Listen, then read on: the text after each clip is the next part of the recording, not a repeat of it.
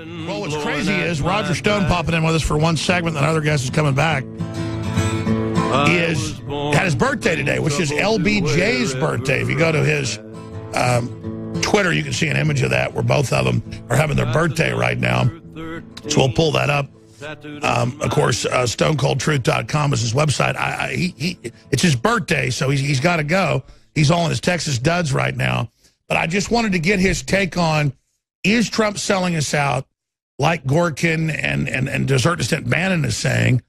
And he basically, this morning concurred with what I was told. He's still Americana, still trying to turn the economy on, but he is listening to the generals. So it's more of a neocon bent war-wise. I mean, he did defeat, ISIS pretty much, and with our military. So some good things are happening. It's just that overall, we're going to be honest with you, the president's not perfect. But as Rand Paul said, thank God every morning Hillary Clinton's not president. So really, let's burrow down into this. Where are we currently right now with this? And then some of the good news, lawsuits against the SPLC, one of the most disreputable groups out there, now running Google, running Facebook, running Twitter, running banking systems. I mean, in 1935 Germany, if the Nazis said your business was shut down and happened, literally they're calling us Nazis. This is Nazi tactics. So Roger Stone, on your birthday, good to have you here with us. My New York Times best-selling book, The Man Who Killed Kennedy, The Case Against LBJ, I think finally sets the record straight on the 36th president, who was a serial murderer and a lunatic. And therefore, it's somehow ironic that he and I share a birthday, August 27th. Great to be with you. On the president, I think what's happening here, in all honesty, based on my conversations within the administration, is on domestic policy, particularly on immigration, still on trade, on a growing war party to go to war for his tax reform package, which I think is the key to his presidency.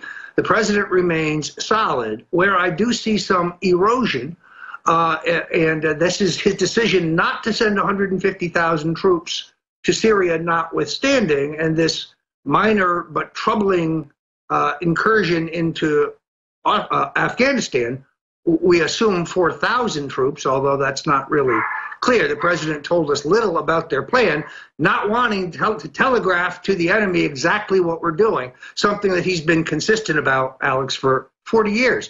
I do see the generals trying to move him towards a neocon bent. I think that he's being undermined by the Secretary of State, Rex Tillerson, who was really not happy with the job, essentially detached, and therefore letting Condoleezza Rice and her many hand-picked hires there run the U.S. Department of State. Wow. So I still I want to be very clear. I'm with the president till the better end, because on the major issues, Glass-Steagall, immigration, the wall, TPP, carbon taxes, the stock market, jobs back to America, renegotiating Afghan gas. Climate change. I mean, look, on the big picture issues, he's been very strong despite a completely... But there is a real infatuation with these generals. Trump ordered new policy. The Border Patrol did it. He's promoted Kelly because he delivered on 69% reduction in massive deportation of criminals that had committed crimes. But that's Trump's policies. Trump needs to take a victory lap. I get the fact that Kelly over Homeland Security executed it, but can't Trump pat himself in the back? Well, in fact, you're absolutely right, Lex. All we started to do was to enforce the law. Now we learn today that if you apply to the United States, you're going to have a personal eye-to-eye interview with some American who looks at you and tries to figure out why you want to come here based on everything you've submitted. That's the way it should be. Or as the president said, we would freeze immigration until such time that we set up a system that allowed us to find out what the hell was going on. Completely reasonable. Where is the American Republic? Because I see us at helter-skelter. They're trying to kill the president. They're promoting they're going to kill him on CNN with former deputy directors of the CIA. They're trying to say everybody that's in opposition is a Nazi, ban us off the internet. It's an incredible time to be alive, Roger. And with the backdrop then of the president just sitting there taking it. I mean, how long, what does he do? What do we do? Because it's so historical. It's so perilous what's happening right now? I have now independently confirmed a story reported by Paul Joseph Watson here at InfoWars that General McMaster is bedeviled by our broadcasts and stories on InfoWars, and that he is going out of his way to try to not only bring an iron curtain down around the president in terms of communications, but specifically to cut InfoWars off. Why? Because we are the tip of the spear, because we are hitting him with the stone cold truth, as it were, about McMaster, about Kelly and what he's really up to, about Dina Habib Powell, who is a fellow traveler of the neocons, a former Bush aide, a former member of the Council on Foreign Relations. Also, we've exposed Fiona Hill, McMaster's top deputy, an actual Soros agent who worked at the Global Society Initiative, Harvard, Council on Foreign Relations, and a dozen other lefty connections.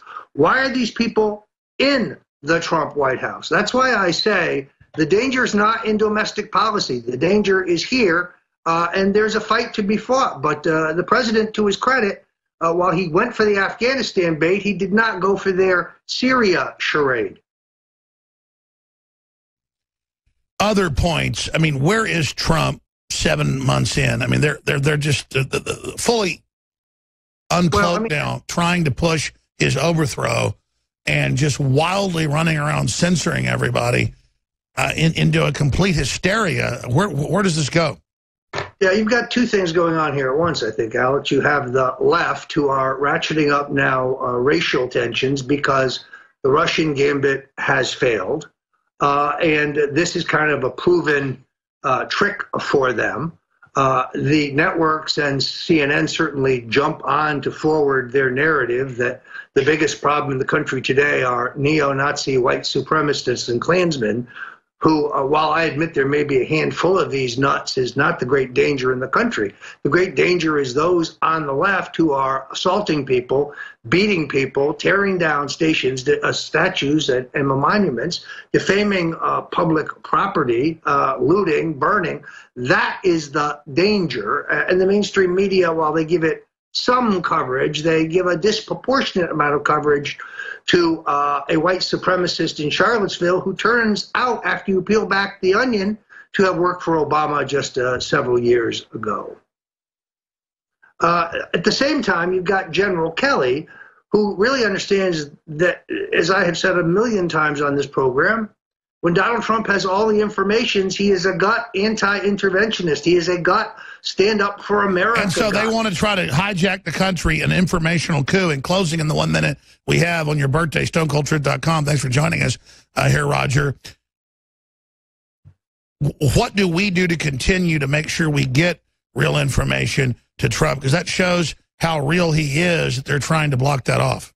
Well, this is a very key thing, Alex. I can tell you, despite the very best efforts of General Kelly, that the president is seeing not all, but some seminal and important InfoWars reports. You see, they don't understand that the president is his own man, and he does not want to be treated like a mushroom. In other words, kept in the dark and fed shit. He wants to know the facts, and he's naturally inquisitive, and there are channels, and there will always be channels that are perfectly legal, but are perhaps unknown to General Kelly, to get him information. So the good news is the president is getting some. And they've shown their hand how desperate they are to keep him in the dark and to stop us from getting leaks and info. So they're admitting we're real. They're admitting we have access. This is a big victory, and they're admitting that he actually stands for what he believes in and actually listens to information, not special interest and lobbyists. Happy birthday, Roger Stone. Let's talk tomorrow. I know you're going on vacation.